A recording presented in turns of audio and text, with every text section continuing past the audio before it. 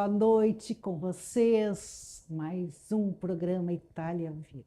Aquele programa tão especial, feito com carinho, com o coração, para trazer de volta pertinho de nós a arte, a cultura, a alegria e a intensidade de Itália.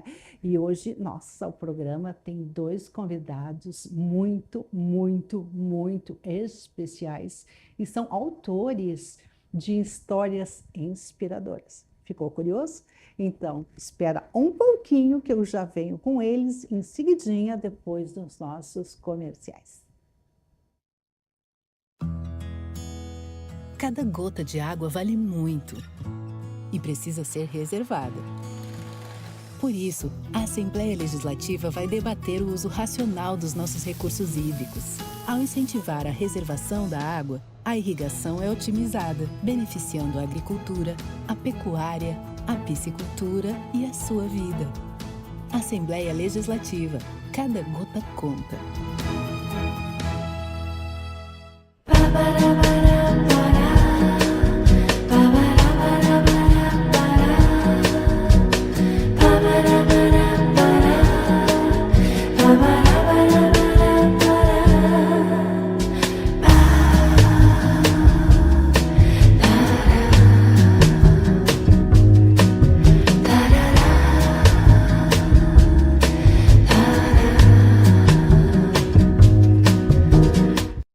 Os nossos convidados são verdadeiramente privilegiados em suas ações, que é até para mim poder estar com um ar mais intelectual, vou botar uns óculos. Muito boa noite, deputado Rodrigo Lorenzoni, um prazer. É a primeira vez que o senhor vem ao Itália Viva?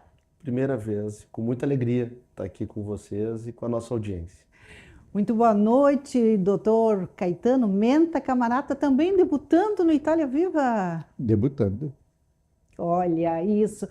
Bom, gente, eu comentei com vocês na abertura que nós temos alguns parágrafos dessas histórias inspiradoras. E eu começo perguntando ao nosso deputado, que é de origem italiana, o que o povo quer, deputado, e o que o povo precisa? Bom, eu acredito e cada vez fica mais claro para nós políticos a mensagem do povo que se manifesta nas eleições, né? O povo quer e precisa resultados, quer e precisa entrega, quer e precisa que as suas necessidades sejam atendidas, né? Seja aqueles que precisam de um acolhimento e de um cuidado social maior, sejam aqueles que empreendem e precisam de um ambiente de negócios melhor, sejam aqueles que precisam de educação, né? E a discussão ideológica, ela é algo importante, mas a política e o objeto de ação do político não pode se restringir a isto, né? Então, nós temos trabalhado muito, e acredito muito nisso mesmo, né, que nós precisamos promover o atendimento das demandas da sociedade. E a sociedade brasileira e a sociedade gaúcha, ela quer, e aí pela nossa miscigenação aqui no Rio Grande, pela imigração italiana, o que ela quer? Ela quer aquilo que é caro para nós italianos: tranquilidade e oportunidade para trabalhar e ser feliz com a sua família. E o governo tem que prover isso. Então é nesse sentido que a gente entende os desejos da sociedade e trabalha para devolver. Deputado, a questão da família e do trabalho são absolutamente vitais na etnia italiana. O senhor tem alguma memória, alguma lembrança das suas reuniões em família? Muito, e essas memórias fazem eu mantê-las vivas agora com a minha família, né? Com a minha esposa e os meus filhos. Então, eu sou neto do Reno Júlio Fioravanti Lorenzoni, que é filho da Fiorentina Fioravanti Lorenzoni. Então, não tem nem como esconder, né, a relação italiana. E pelo outro lado, meu lado materno, a minha avó era Bianchi, também de uma família italiana. E o convívio em família e as refeições foi um momento muito sagrado, né? Então, e a gente sempre uniu isso, a refeição com a conversa, e na minha família é sempre muito comum os almoços, principalmente de final de semana, que eram na casa dos meus avós, já falecidos. Eles começavam ao meio-dia e terminavam quase no jantar. Oh, beleza! Né? Porque ficava todo mundo em volta da mesa, almoçando, e depois era o bom café, né? E as conversas e o convívio em família se mantinha ali. E isso para mim, e aí reside muito das memórias afetivas que eu construí ao longo da minha vida. E hoje com os meus filhos, né? A gente tenta junto com a minha esposa manter esses hábitos, né? Hoje a gente tem tanta disputa de atenção, né? O celular, o videogame e tal, e no almoço lá em casa, nas refeições, a gente pede que as crianças deixem o telefone de lado para a gente poder conviver, conversar, preservar esse momento especial para nós, que é o momento da refeição, e viver enquanto família. Então isso toca no fundo do coração. Que bom e que bom, deputado, a gente poder compartilhar com os nossos amigos italianos e os descendentes que hoje somam 4 milhões de gaúchos só aqui no Rio Grande do Sul. Eu queria que o senhor colocasse para nós que o seu gabinete na Assembleia Legislativa é conhecido como um gabinete da liberdade. Por que o senhor tem essa chancela? Porque não tem nada mais importante, né, na minha avaliação, junto com a nossa família, do que a nossa liberdade, né? Porque é a liberdade que vai nos possibilitar buscar, inclusive, a oportunidade, né, para trabalhar, para construir correr atrás dos nossos sonhos, né?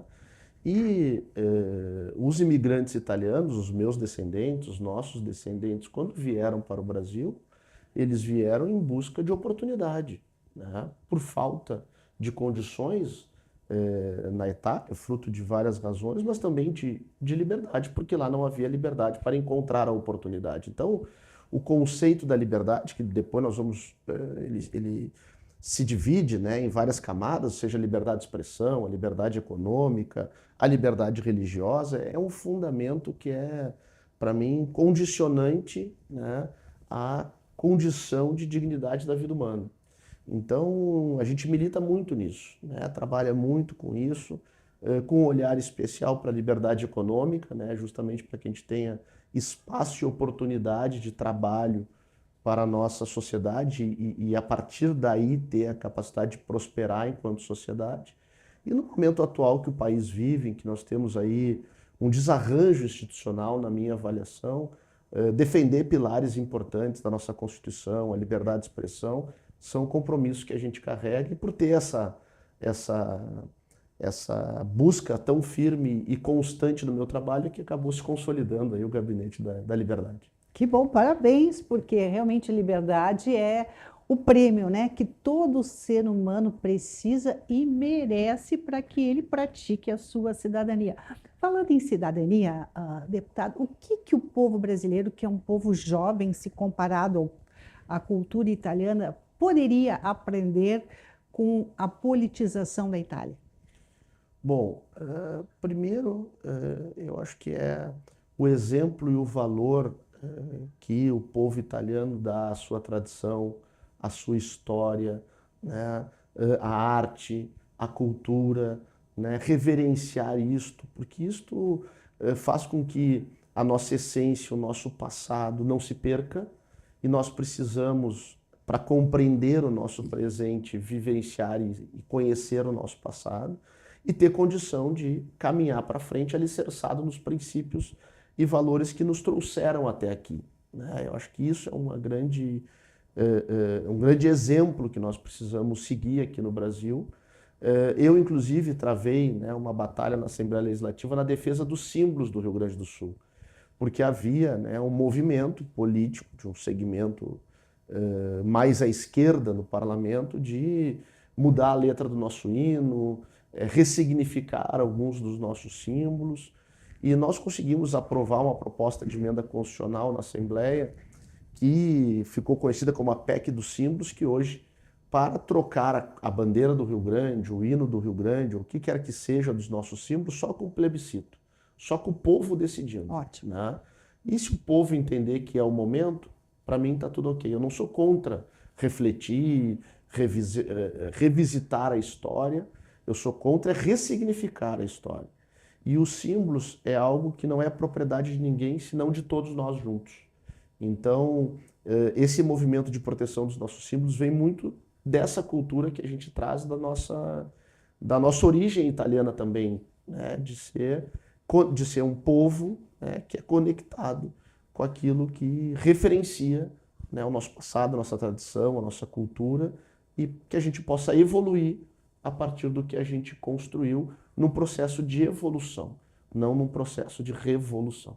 Perfeito. Agora o senhor está indo, né, para a Itália, costurando já as comemorações dos 150 anos da imigração italiana no Brasil. O que o senhor pode nos antecipar? Bom, eu estou muito feliz e numa expectativa enorme para essa viagem, né? Eu fui convidado justamente por ter a descendência italiana. Eu faço parte da Frente Parlamentar Brasil-Itália, lá da Assembleia Legislativa, juntamente com o vice-presidente da casa, o deputado Paparico Bacchi. Nós estamos indo numa missão, né? Primeiro nós vamos ao Senado e à Câmara Federal em Roma, levar, né, os exemplos aqui do Rio Grande do Sul, as conexões que temos, falar desse processo dos 150 anos da imigração italiana que a gente comemora no ano que vem, né? Então vamos ter essa oportunidade de conversar com o governo central lá na Itália, em Roma, e depois a gente vai para a região do Vêneto, né, que justamente é a região que mais direcionou, né, italianos aqui para o Rio Grande do Sul, mais imigrantes, né, desses 4 milhões, cerca de 80% vem dessa região. E aí sim nós vamos lá tratar mais objetivamente de como nós podemos ter a participação do Vêneto de forma muito efetiva nas comemorações dos 150 anos, deixar mais sólido, né, essa parceria e esses canais de interlocução institucionais, sociais, culturais da Itália e da região do Vêneto com o nosso Rio Grande. Então a gente espera que seja muito exitosa, além de nós termos a oportunidade de aprender ainda mais lá sobre as nossas origens, sobre esse país que a gente tanto admira e ama. Quando o deputado regressar, ele volta aqui para o Itália Viva, que é um programa da Sociedade Italiana do Rio Grande do Sul, com o apoio da sua casa, com o apoio da Assembleia Legislativa do Estado do Rio Grande do Sul, que tem aqui 4 milhões de italianos e descendentes de italianos. Muito obrigada. O deputado fica conosco. Nós vamos agora aos comerciais, que tem um recado da Assembleia Legislativa, e voltamos em seguidinha com a história de um siciliano. Fique com a gente. Cada gota de água vale muito e precisa ser reservada. Por isso, a Assembleia Legislativa vai debater o uso racional dos nossos recursos hídricos. Ao incentivar a reservação da água, a irrigação é otimizada, beneficiando a agricultura, a pecuária, a piscicultura e a sua vida. Assembleia Legislativa. Cada gota conta.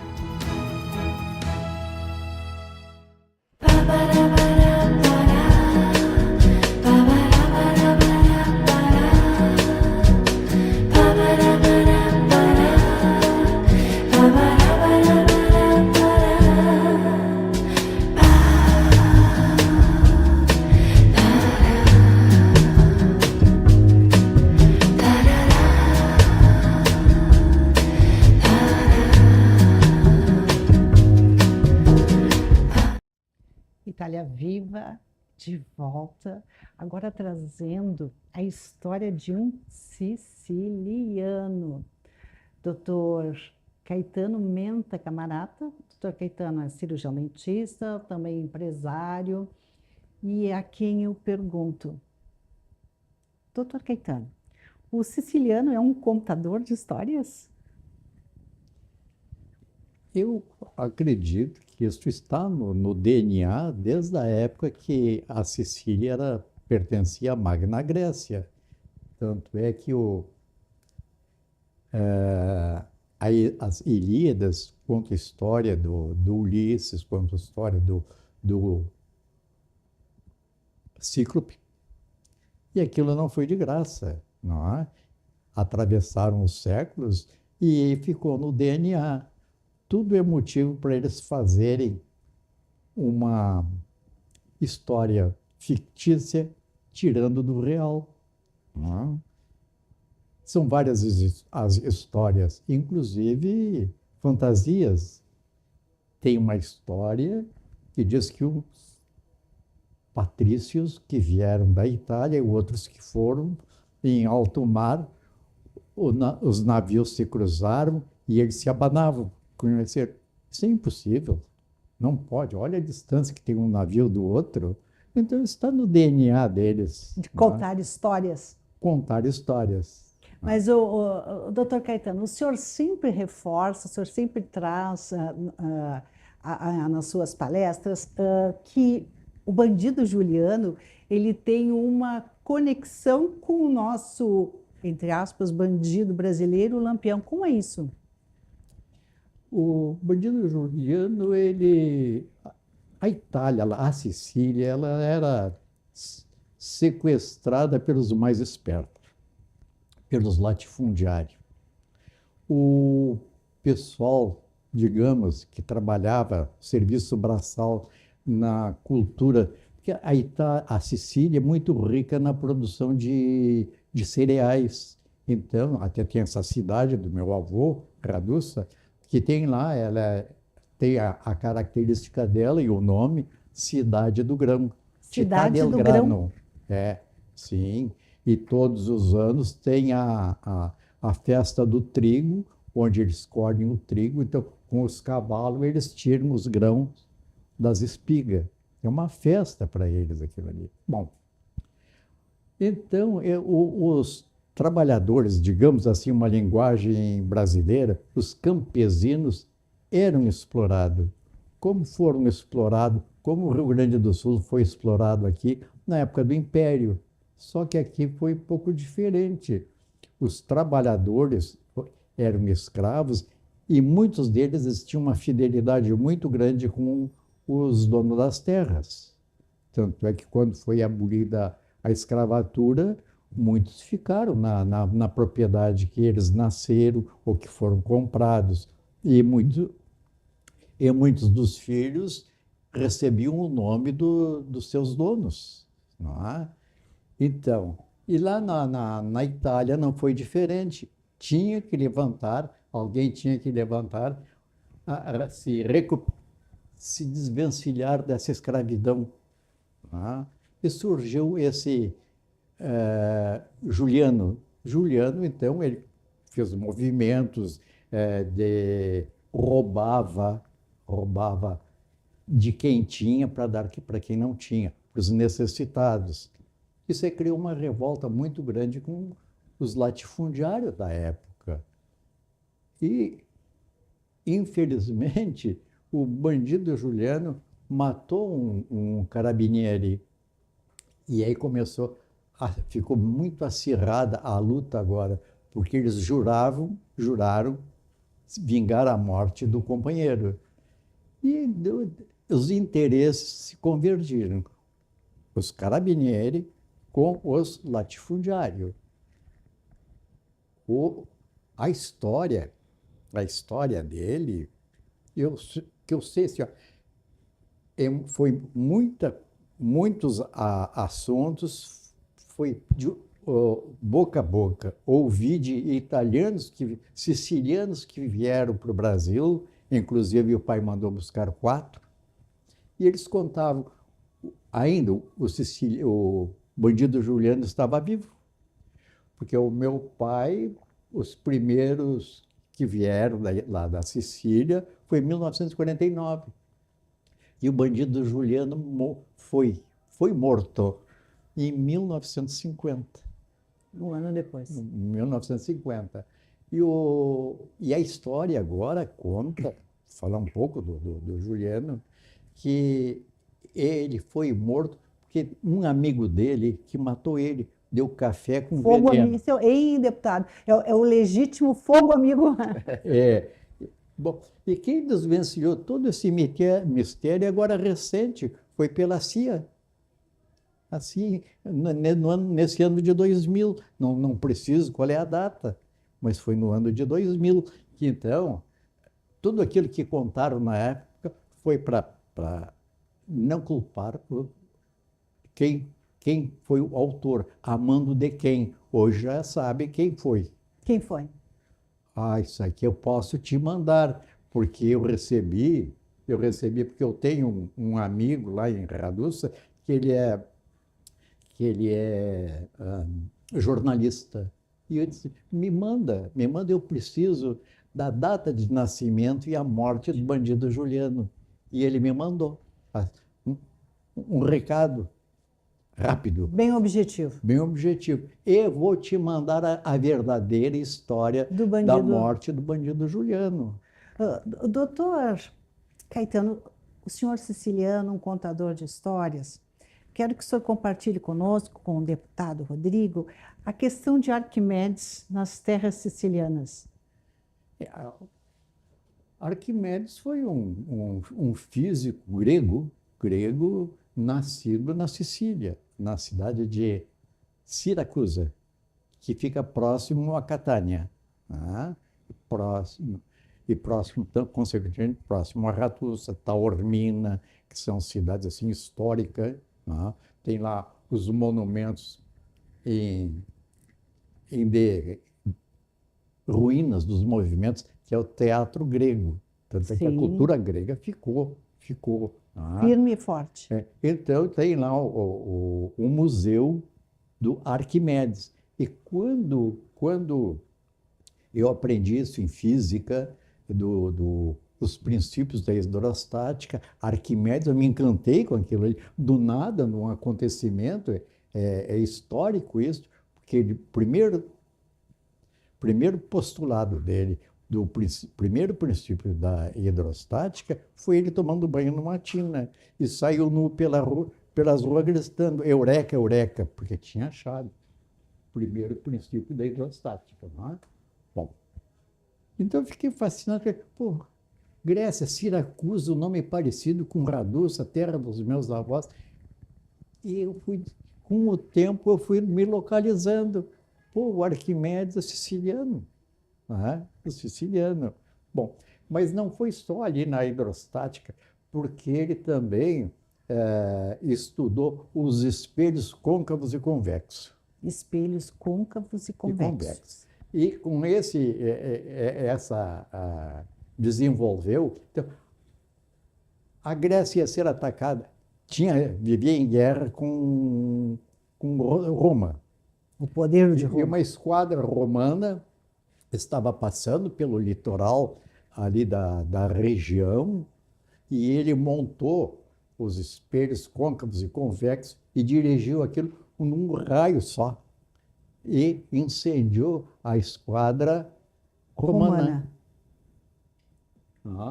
Então isso aqui não é a minha história. É a história da Sicília.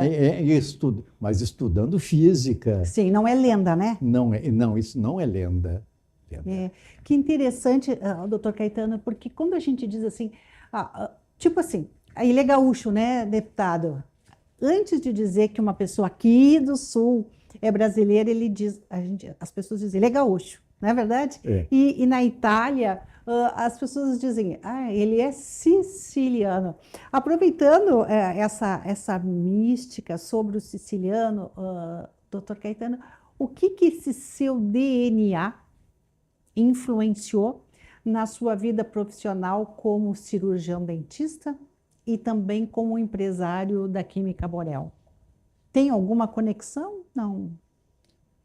Não tem. Não contribuiu nada da minha escolha ou maneira de ser. Até porque o convívio que eu tive com os sicilianos que o meu pai mandou buscar, eles eram analfabetos.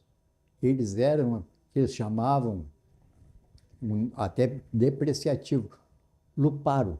Como? Luparo. Que era pessoas que cuidavam os rebanhos de ovelha dos lobos. Dos lobos, não é? Luparo.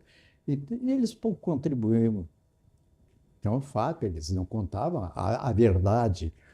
E eles tinham, assim, isso sim, tudo que era na Sicília era maior, tudo que na Sicília é melhor, muitas coisas tinham razão, porque o clima ajudava, não é? Outras coisas não, porque eles diziam que a cenoura é um terreno árido. para hortigranjeiro era árido. E eles, ali, zona rural, se um animal fazia as necessidades na rua, eles brigavam por aquele monte para adubar a terra. Sério? Isso é lenda? Ei, É lenda ou é sério? não é lenda. Isso não é lenda, eles mesmos. Isso eles falavam. Ah, então, isso não me contribui, porque isso aí, a fartura que tem aqui, brigar por aquilo lá, então isso não me contribui em nada. Uhum. Ser mesquinho? Não. Então, ser solícito, ajudar alguém, isso sim, isso veio do DNA do meu pai. Eu vou fazer um parêntese.